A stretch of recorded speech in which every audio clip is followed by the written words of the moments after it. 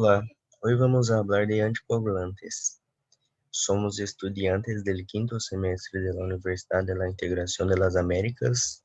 Este es un proyecto elaborado por la profesora de farmacología Sara Vieira. Y aquí están los miembros del grupo y ahora comencemos. Entonces aquí vamos. En la formación de trombo, ¿qué pasa? Hay una lesión endotelial, es decir, una lesión de vaso, y esto dará lugar a una activación de plaquetas. Estas plaquetas se adherirán a esta lesión. Y además de la activación de las plaquetas, habrá activación de la cascada de coagulación, que generará fibrina y por tanto trombo en ese sitio donde se produjo la lesión.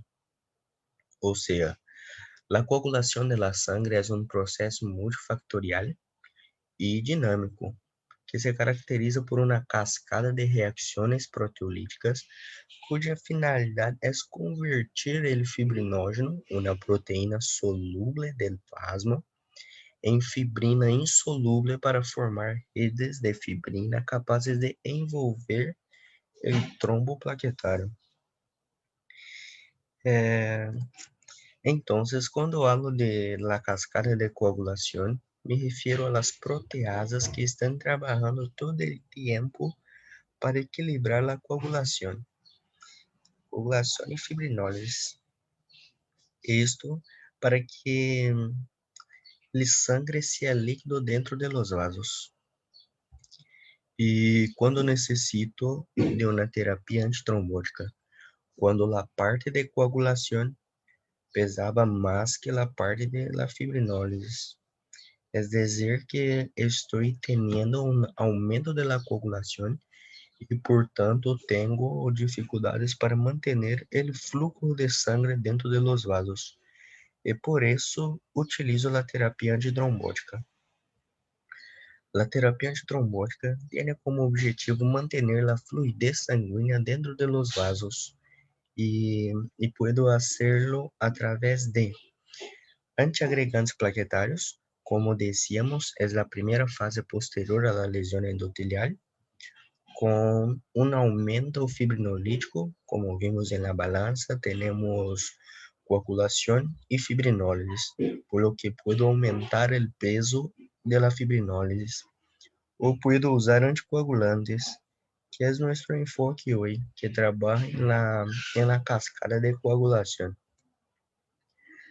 Los anticoagulantes, tenemos parenterales indirectos, que acá son las heparinas no fraccionadas y las heparinas de bajo peso molecular, los inhibidores indirectos del factor 10, tenemos los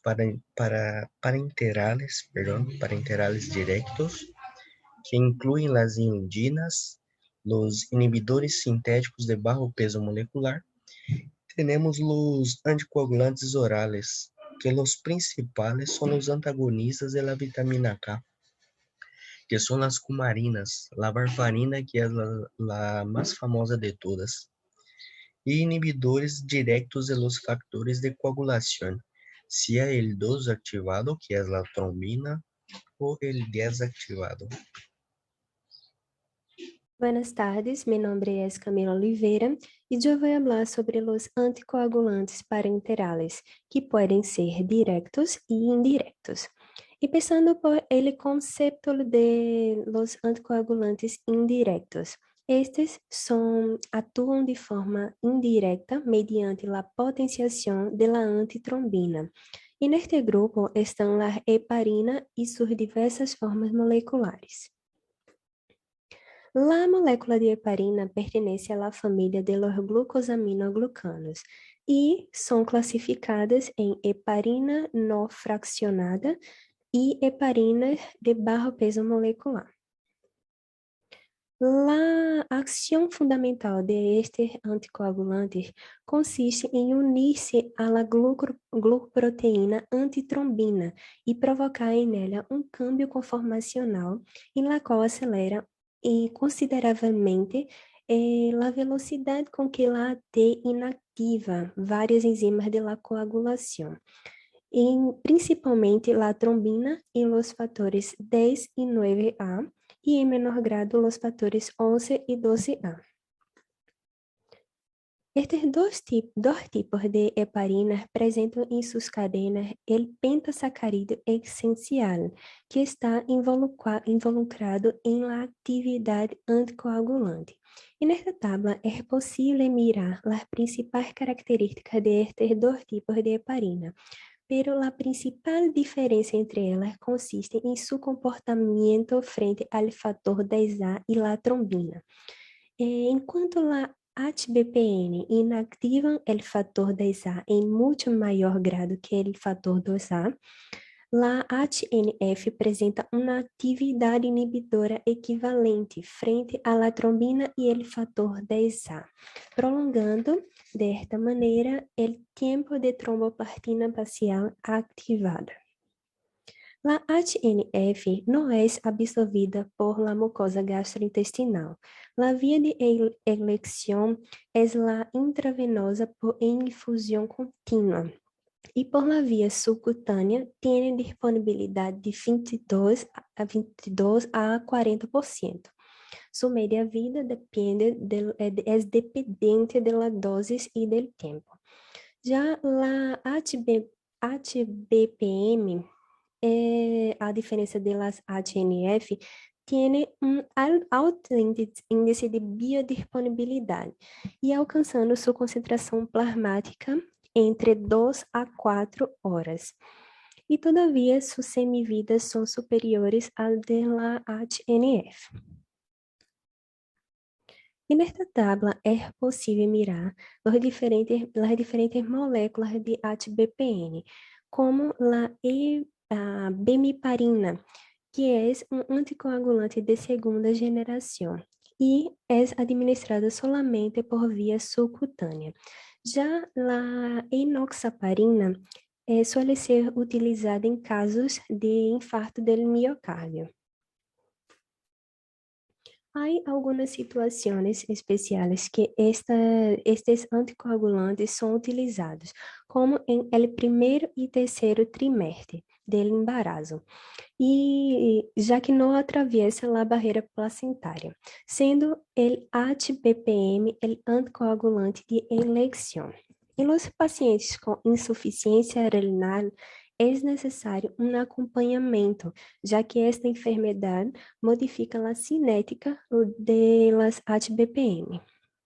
E, todavia, em alguns pacientes se observa uma resistência à heparina não fracionada, onde não é possível prolongar o TTPA hasta níveis terapêuticos. Dentre as reações adversas, a mais frequente é a hemorragia, e sua aparição depende de vários fatores, como doses terapêuticas elevadas, uso associado de fármacos antiplaquetários, e entre outros. As heparinas também podem produzir em dois tipos de trombopenia, uma mais leve de aparição temprana e reversível, e outra mais grave, conhecida como TIH.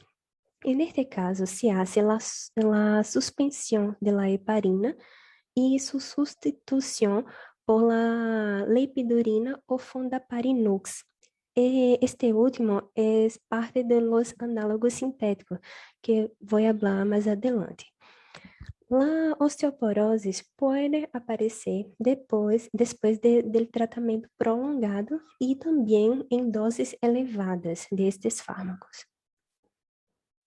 E nesta tabla é possível mirar algumas contraindicações absolutas do anticoagulante, ou seja, que não devem ser administrados de nenhuma maneira, como em los casos de la RAS não controlável. E em las contraindicações relativas, é necessário que se haja um acompanhamento de los pacientes e em uso destes medicamentos, como em la trombocitopenia intensa.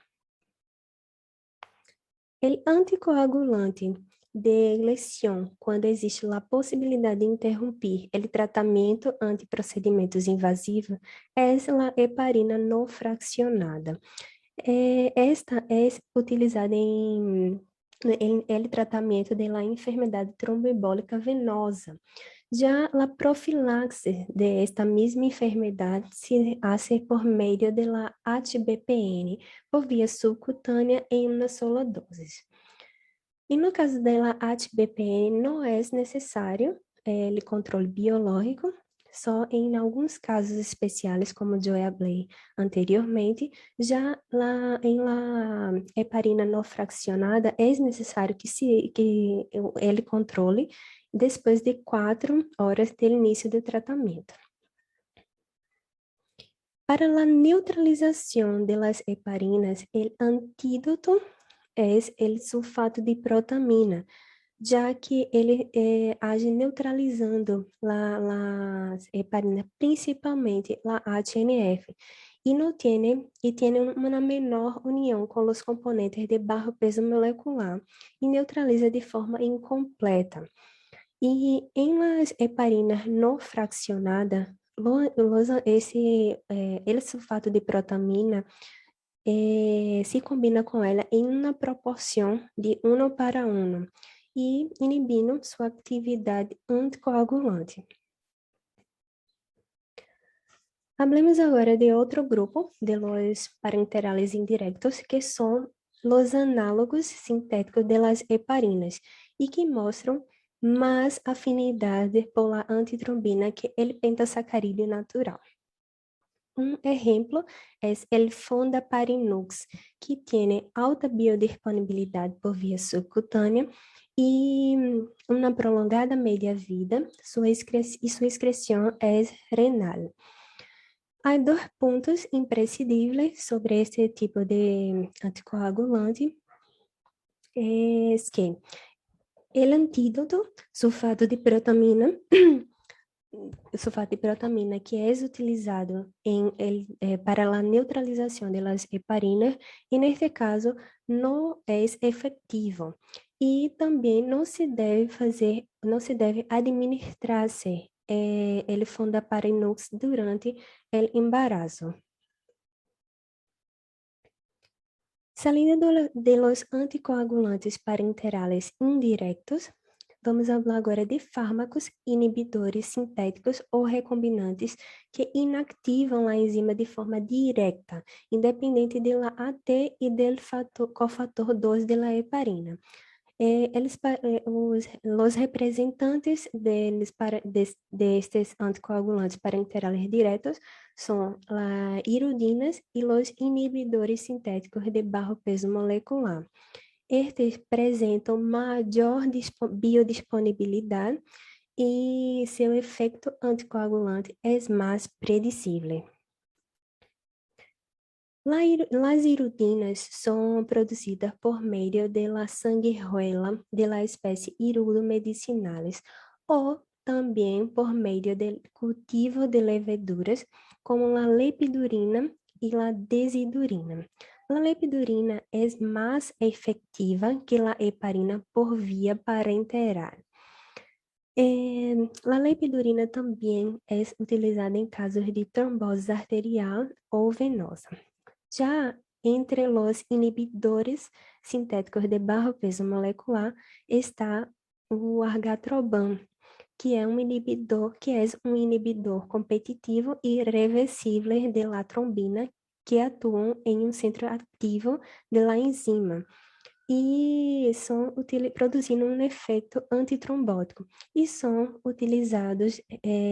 ser utilizados em casos de trombopenia induzida por heparina.